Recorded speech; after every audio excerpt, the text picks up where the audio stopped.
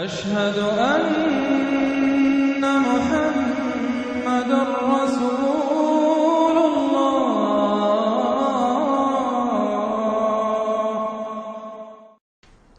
بسم اللہ الرحمن الرحیم. تبت یدا ابی لہب وتب، بالکل ابتدائی زمانے کی صورت ہے. ٹوٹ گئے ہاتھ ابو لہب کے اور وہ برباد ہو گیا خود. واقعہ یہ ہے کہ جب حضور کو پر وہ آیت نازل ہوئی جو ہم نے پڑھی ہے سورہ ہجر میں، فاصدع بما تؤمر، پہلے 3 سال تک آپ نے دعوت جو دی ہے وہ لو کی، جسے ہم کہیں گے. کبھی بھی آپ کی دعوت انڈر گراؤنڈ نہیں تھی، اس کو تو سمجھ لیجئے. یہ تو لفظ استعمال کرنا ہی غلط ہے. لو کی، اور لو کی میں کیا تھا؟ پرسنل تعلق، پی کالز، لوگوں سے جن سے بھی تعلقات تھے، انفرادی گفتگو میں آپ اپنی دعوت پیش کر رہے تھے. پھر حکم آ گیا فاصدع بما تؤمر، اب ڈنکے کی چوٹ کہیے. تو آپ کھڑے ہوئے کوہ صفا پر، آپ نے نعرہ لگایا وا صباحا. یہ وہاں کا دستور تھا. تفصیل سے میں یہ بیان کر چکا ہوں، سارا واقعہ بیان نہیں کر سکتا. تو اس وقت لوگ لپک کر آئے اور ابو لہب بھی آیا، آپ کا چچا. جب حضور نے وہاں اپنی دعوت پیش کی تو اس نے کہا تبا لک لہذا جمعتنا، ہم سمجھے تھے کوئی بڑی اہم بات تم نے بتانی ہوگی تو ہمیں بلایا ہے، ہم پہنچ گئے ہیں اور تم نے ہمیں اس کام کے لیے جمع کیا تھا، تو تمہارے ہاتھ ٹوٹ جائیں. معاذ اللہ ثم معاذ اللہ، نقل کفر نہ باشد. چونکہ حضور بنو ہاشم کو 2 دفعہ گھر بلا کر کھانا کھلا چکے تھے، تو اسے تو معلوم تھا یہ دعوت کیا تھی. لیکن یہ جو طریقہ آپ نے اختیار کیا تھا وہ تھا جیسا کہ وہاں پر عام الارم کے طور پر ہوتا تھا کہ کوئی فوج کی خبر آئے، کوئی فوج حملہ آور ہونے والی ہے، تو جس شخص کے پاس بھی وہ خبر پہنچ جاتی تھی وہ کپڑے اتار کے مادر ذات برہنہ ہو کر کسی اونچے مقام پر کھڑا ہو کر نعرہ مارتا تھا وا صباحا، ہائے وہ صبح جو آنے والی ہے، غارت گری والی صبح. تب لوگ سب دوڑتے تھے، جہاں تک آواز پہنچ گئی، جہاں تک نگاہ دیکھ رہی ہے کہ ننگا کھڑا ہوا ہے ایک آدمی اونچائی کے اوپر، دوڑتے تھے لوگ کہ کیا خبر ہے اس کے پاس. حضور معاذ اللہ ننگے ہونے کا کوئی سوال نہیں تھا، لیکن آپ نے آدھی بات ان کی اختیار کر لی جس کے اندر کوئی قباحت نہیں ہے، کہ آپ کھڑے ہوئے اور آپ نے وا صباحا کا نعرہ لگایا. وہ صبح قیامت کی خبر دے رہے ہیں، وہ خبر دیتے تھے جو صبح ہوتی تھی غارت گری کی، دشمن آ کر حملہ کرے گا. لیکن وہ بھی تو صبح قیامت ہے. بات کوئی تو ہنسی کی نکلے، خندہ صبح قیامت ہی صحیح، صبح قیامت بھی تو ہے نا آخر. تو اس نے کہا آپ تمہارے ہاتھ ٹوٹ جائیں، تم نے اس کام کے لیے بلایا تھا. تو فرمایا تبت یدا ابی لہب وتب، اے نبی جیسے آپ کے دشمن جنہوں نے آپ کو کہا کہ اس کی تو دم ہی کٹ گئی، وہ ہوں گے جن کی دمیں کٹ جائیں گی، جن کا نام لیوا کوئی نہیں رہے گا. اسی طریقے سے جس نے کہا ہے کہ آپ کے ہاتھ ٹوٹ جائیں، ہاتھ اس کے ٹوٹ گئے. یہ تو چند سال کے بعد کی بات ہے، لیکن حقیقت میں عالم غیب میں تو اس کے ہاتھ کٹ چکے ہیں. وہ تب اور وہ برباد ہو چکا ہے. ما اغنی عنہ مالہ وما کسب، کچھ کام نہیں آئے گی اس کا، نہ اس کا یہ مال اور نہ وہ کمائی جو اس نے کی ہے ساری عمر اور جمع کیا ہے. سیصلی نارا ذات لہب، وہ جھونکا جائے گا آگ میں جو بھڑکتی ہوئی آگ ہے.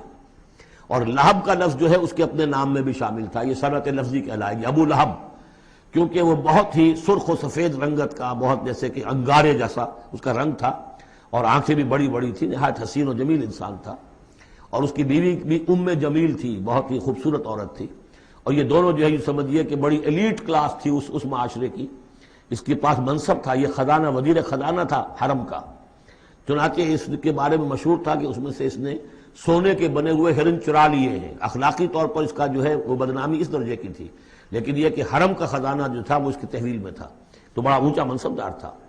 تو اس کے لیے یہ کہا کہ جیسے یہ دہکتا ہوا انگارہ ہے، اس کو رنگ ہم نے دیا ہے، ایسی ہی دہکتی ہوئی آگ میں ہم اس کو جھونکیں گے. وامرأتہ، اور اس کی بیوی کو بھی. کیوں؟ یہ بھی اتنی ہی دشمن تھی حضور کی جتنا کہ ابو لہب دشمن تھا حضور کا. بلکہ یہ کہنا مشکل ہے کہ بیوی زیادہ دشمن تھی یا یہ کہ یہ شوہر زیادہ دشمن تھا، دونوں. اور میں بتا چکا ہوں آپ کو سورہ تحریم میں جو 3 مثالیں آئی تھی. بہترین عورت بدترین مرد کے گھر میں، فرعون کی بیوی آسیہ. بدترین عورتیں بہترین لوگوں کے گھر میں، بیوی حضرت نوح کی اور بیوی حضرت لوط کی.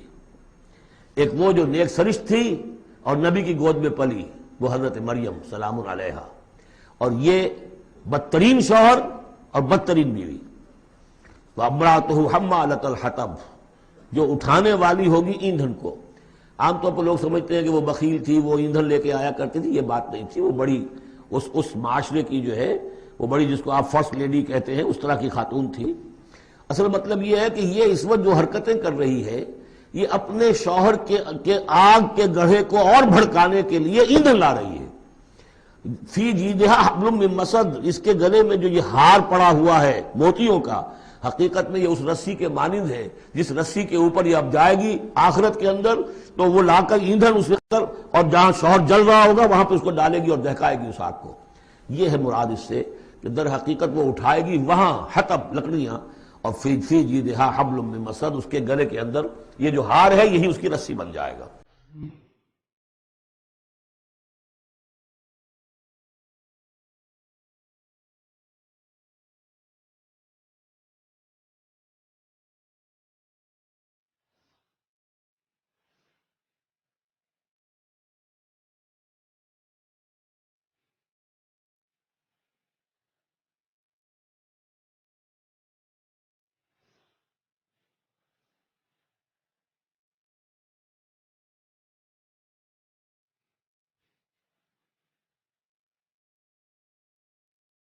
مولاي صل